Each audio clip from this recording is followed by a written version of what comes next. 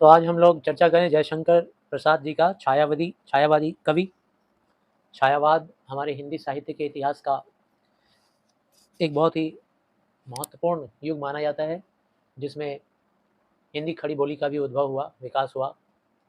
तो छायावादी कवियों में परावर्तक माने जाते हैं, यानी इन्हें कहा जाता है सबसे प्रमुख कवि जयशंकर प्रसाद जी हैं। और अरिवरुणा की शांत कछार, ये जो रचना है, इसको पढ़ने के पहले थोड़ा उनका जीवनी भी हम लोग थोड़ा शॉर्टकट में जान लें। इनका जन्म उत्तर प्रदेश के काशी में हुआ, साहू परिवार में, 1889 ईस्वी में। भाषाविद थे ये, फारसी भाषा, अंग्रेजी, संस्कृत, बंगला और भी कई अन्य भाषाओं के विद्वान थे ये। पारिवारिक समस्याएं जीवन भर इनके साथ रहीं, लेकिन इन्होंने अपना अध्ययन जारी रखा, पढ़ाई लिखाई जारी रखा।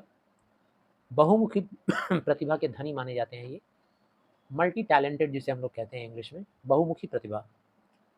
यानी कि बहुमुखी प्रतिभा साहित्य जगत में उसको कहा जाता है जो कविता भी लिख ले, उपन्यास भी लिख ले, कहानी भी लिख ले, नाटक भी लिख ले, निबंध भी लिख ले।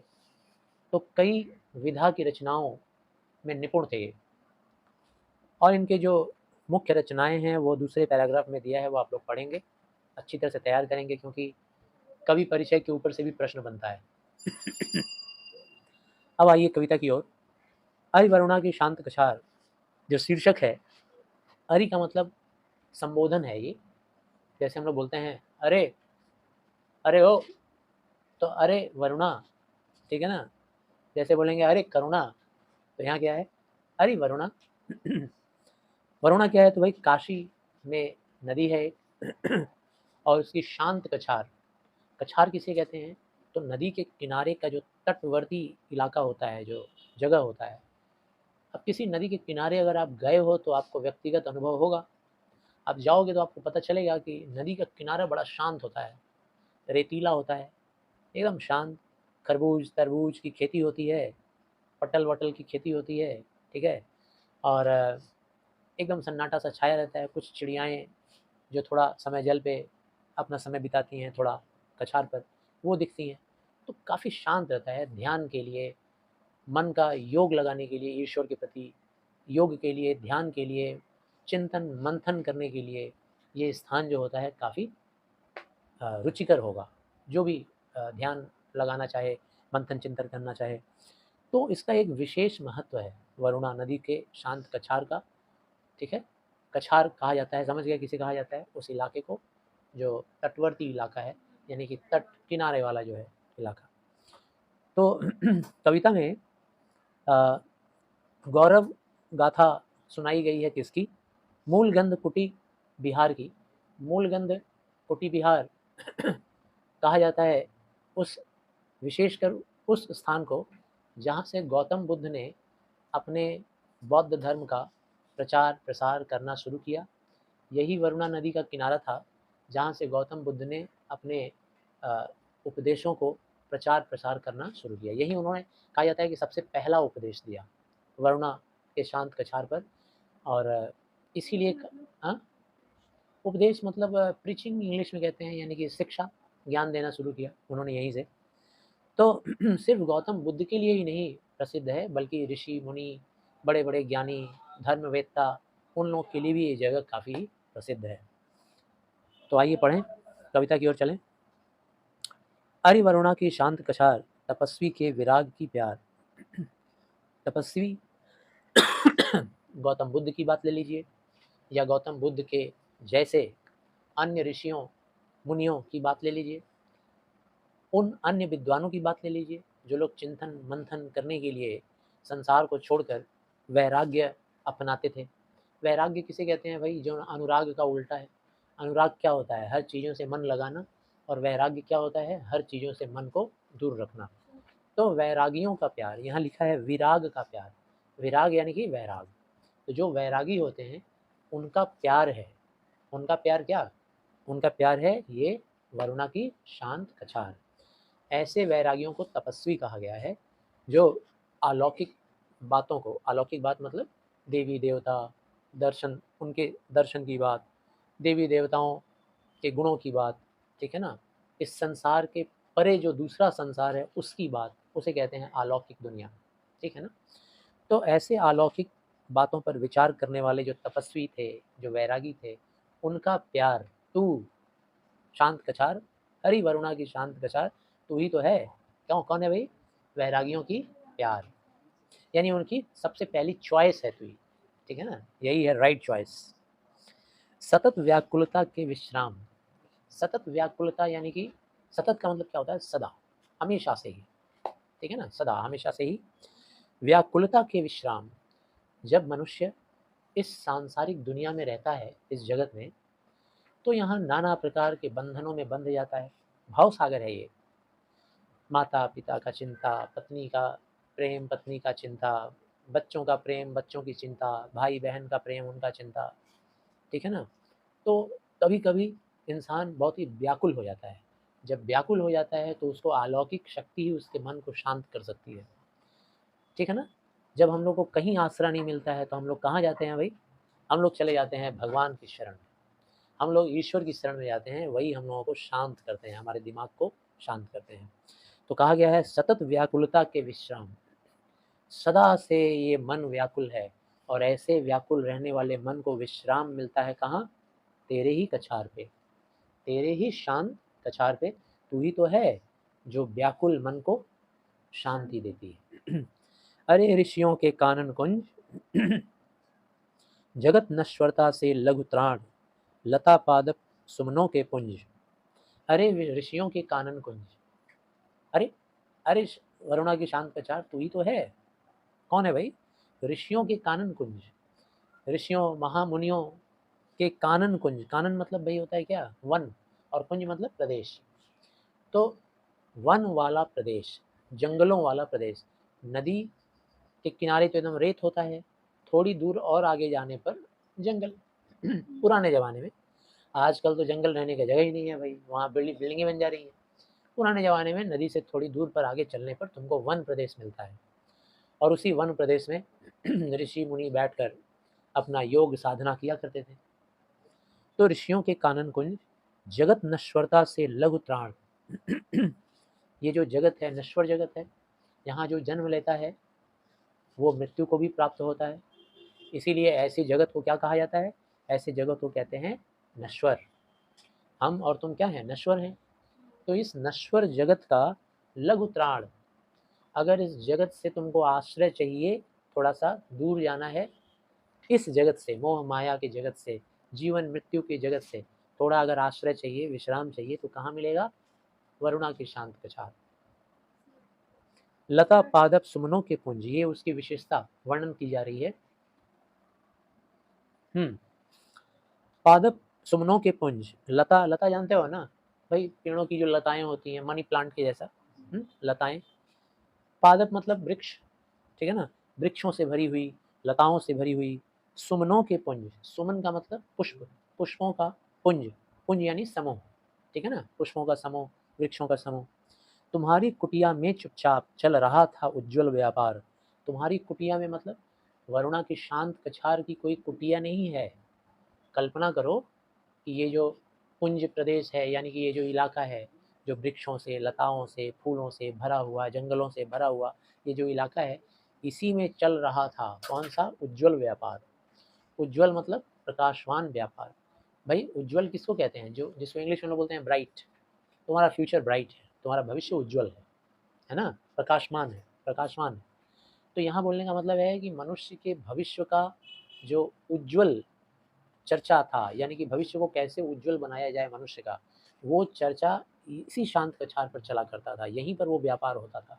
व्यापार शब्द से ये मत सोचना कि धंधा, व्यापार बोलने का मतलब यहीं पर ऋषि मुनि लोग बैठकर चर्चा, तपस्या, योग करते थे। क्यों करते थे? जीवन से नकारात्मकता को दूर करने के लिए, और जीवन को स्वर्ग के जैसा सुखद बनाने के लिए, ताकि मनुष्य का जीवन उज्जवल हो सके। तो उस उज्जवल व्यापार का यहीं पर चुपचाप चल रहा था सारा सिस्टम, ठीक है ना। स्वर्ग की वसुधा से शुचि संधि, गूंजता था जिससे संसार। स्वर्ग सी की वसुधा से, स्वर्ग और वसुधा धरती, इस दोनों के बीच में शुचि संधि, शुचि का मतलब होता है पवित्र, और संधि मतलब क्या होता है? यूनिटी। शुचि संधि, पवित्र रिश्ता, पवित्र बंधन। तो उस पवित्र बंधन का बातचीत, ऐसा बंधन तो स्वर्ग की वसुधा से, यानी कि स्वर्ग का धरती से शुचि संधि यानी पवित्र संधि। पवित्र संधि समझ रहे हो ना, इस धरती को स्वर्ग के जैसा बनाना है। तो दोनों को बीच में, दोनों के बीच में मान लो काल्पनिक रूप से एक ऐसा ज्वाइंट होगा, और वो ज्वाइंट का जिम्मेदार कौन है, कौन इन दोनों को एक साथ ले आ पाएगा? जो हमारे देश के पवित्र लोग हैं, ऋषि हैं, मुनि हैं, विद्वान लोग हैं, गौतम बुद्ध के जैसे, जिनको जीवन मृत्यु का ज्ञान मिल गया, जिनको स्वर्ग नरक का ज्ञान मिल गया, जिनको संसार का ज्ञान मिला, दुखों का ज्ञान मिला, सुख क्या है, दुख क्या है, इन सब का ज्ञान मिला। तो यहीं पर हो रहा था स्वर्ग और वसुधा से शुचि संधि, गूंजता था जिससे संसार, और इसी शुचि संधि से पूरा का पूरा संसार भी गूंजता था। यानी कि ये जो धर्म की शिक्षा थी, ये पूरे संसार में गूंज उठा। गौतम बुद्ध ने पूरे संसार में उस ज्ञान को फैलाया। तो इसको शॉर्ट में एक बार बता दूं कि अरे वरुणा की शांत कछार, तुम ही हो तपस्वियों के वैराग्य का प्यार, तुम्हें ही सबसे ज़्यादा प्यार करते हैं वो लोग। और जब जनमानस व्याकुल हो जाते हैं इस संसार के कष्टों से और नकारात्मकता से, तब वो तुम्हारे ही पास विश्राम लेने के लिए आते हैं। और तुम ही हो ऋषियों के कानन कुंज यानी वन प्रदेश, तुम्हारे तुम्हारे ही वन प्रदेश में ऋषि लोग आकर के धर्म का चर्चा किया करते थे, ज्ञान योग हासिल किया करते थे। जगत नश्वरता से लघु त्राण, तुम ही हो वो जगह जहाँ पर जगत के नश्वरता से व्याकुल होकर के लोग आश्रय लेने के लिए आते थे। तुम ही हो जहाँ पर लताएं, वृक्ष, सुमनों का पूरा समूह है। तुम्हारी कुटिया में ही चुपचाप सारे के सारे ज्ञानियों का और ऋषियों मुनियों का व्यापार चला करता था, उज्जवल व्यापार।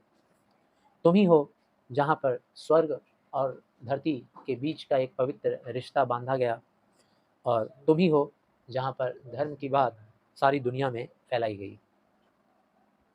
फिर से वही लाइन रिपीट होता है, हरि वरुणा के शांत कछार, तपस्वियों के विराग की प्यार, तुम्हारे कुंजों में तल्लीन, कुंज मतलब वन प्रदेश, वन जंगल, तुम्हारे ही जंगल में तल्लीन थे, यानी कि रहते थे तुम्हारे ही जंगलों में।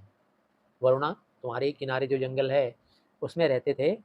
दर्शनों के होते थे वाद, यहीं पर ऋषि मुनि अपना उनका ठिकाना बना लिए थे, और यहीं पर वो लोग वाद करते थे। वाद विवाद होता है ना, बातचीत, कहते थे क्या कहते थे?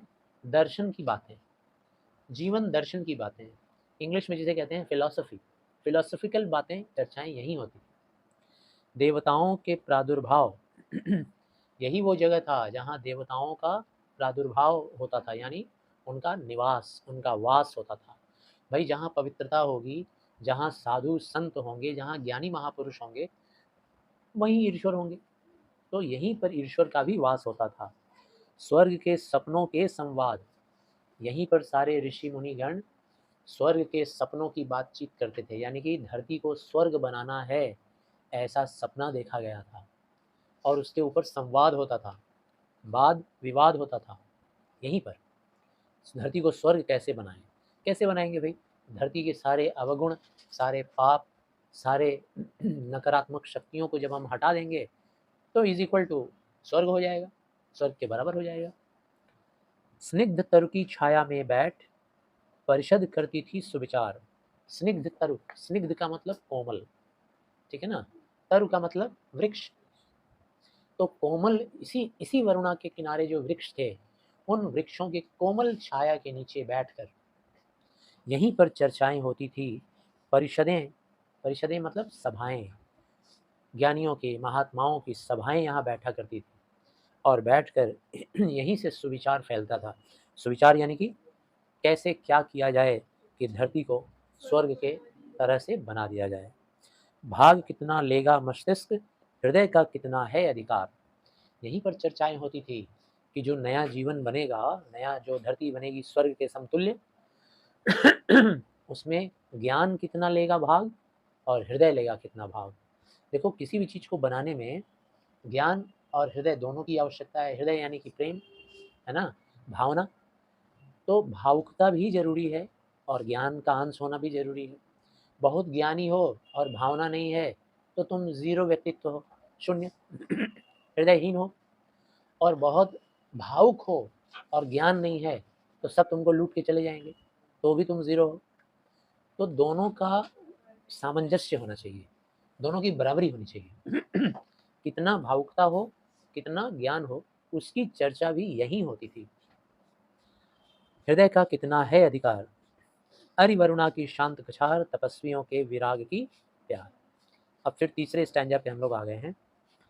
छोड़ पार्थिव भोग विभूति, प्रेयसी का दुर्लभ व प्यार, पिता का वक्ष भरा वात्सल्य, पुत्र का शैशव सुलभ दुलार, दुख का करके सत्य निदान, प्राणियों के करने उद्धार, सुनाने आरण्यक संवाद, तथागत आया तेरे द्वार।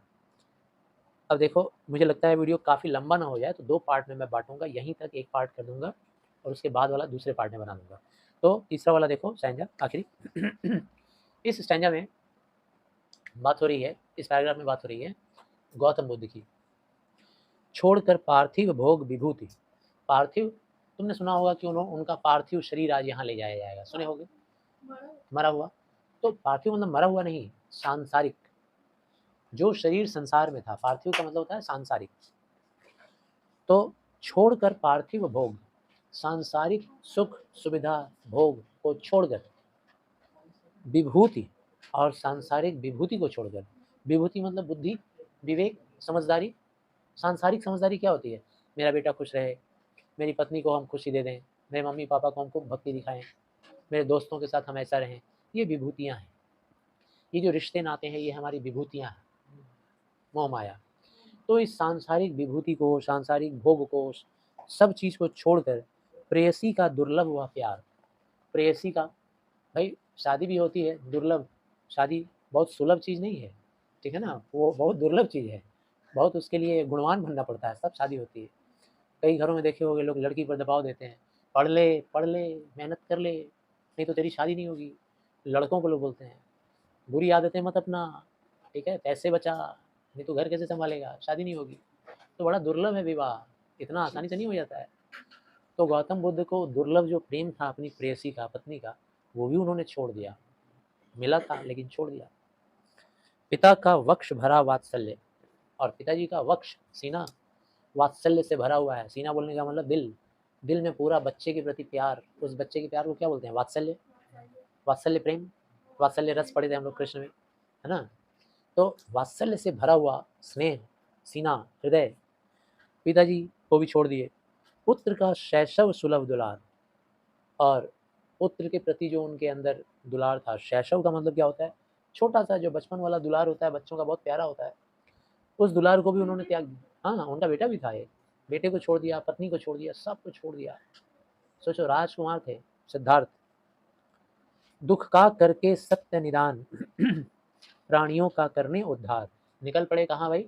दुख का निदान करने, दुख के कारण का पता लगाने। एक बार बस पता चल जाए किस कारण से दुख होता है। प्राणियों का करने उद्धार, दुख का निदान करने निकल पड़े और प्राणियों का उद्धार। एक बार पता चल जाए दुख किससे होता है, तो फिर तुम्हारा कल्याण हो जाएगा, मेरा कल्याण हो जाएगा। मानव कल्याण करने के रास्ते में निकल पड़े गौतम बुद्ध। सुनाने आरण्यक संवाद, आरण्यक मतलब होता है वो संवाद जो हम घर घर में जाके नहीं सुना सकते। ऐसे घर में रहने वाले लोगों को हम लोग सुधार पाएंगे क्या? एक जंगल और वन से आएगा महर्षि और आके, भाई घर में कोई भोगी आदमी है, अपना बीवी बच्चा पत्नी माँ बाप भाई बहन के साथ बैठ के खूब बढ़िया खाना भोजन कर रहा है, उसको आके बोलेंगे सुधर जा, सुधर जा, छोड़ दे ये सब, बहुत बहुत भोगेगा। जितना लीन होगा इस फैमिली में उतना भोगेगा। ये सारे तेरी मौत पे हंसेंगे 10 दिन के बाद, ठीक है ना। किसी को कोई फर्क नहीं पड़ने वाला है, तू अभी से छोड़ दे। तो मानेगा वो आदमी? कभी नहीं। तो ऐसे ज्ञान को देने के लिए घर घर में नहीं जाना पड़ता है, ऐसे ज्ञान को देने के लिए आरण्यक में जाना पड़ता है, जंगल में, जंगल का संवाद। तो देने के लिए, ज्ञान को देने के लिए, सुनाने आरण्यक संवाद, तथागत आया तेरे द्वार। तथागत यानी गौतम बुद्ध को कहा जाता है। बंगाली लोग बहुत सारे नाम रखते हैं तथागतो, तथागतो मतलब गौतम बुद्धा। गौतम बुद्ध आया तेरे द्वार, तेरे ही द्वार आया था। तेरे द्वार मतलब हरिवरुणा की वरुणा के शांत कछार पर ही आया था गौतम बुद्ध, और यहीं से सबसे पहले उन्होंने उपदेश देना शुरू किया कि दुख और सुख का कारण क्या है, जान लो। कैसे सुखी रहोगे और कैसे दुख से दूर हो सकते हो, कैसे मृत्यु के से परेशानी से बच सकते हो। तो यहाँ तक एक पार्ट हो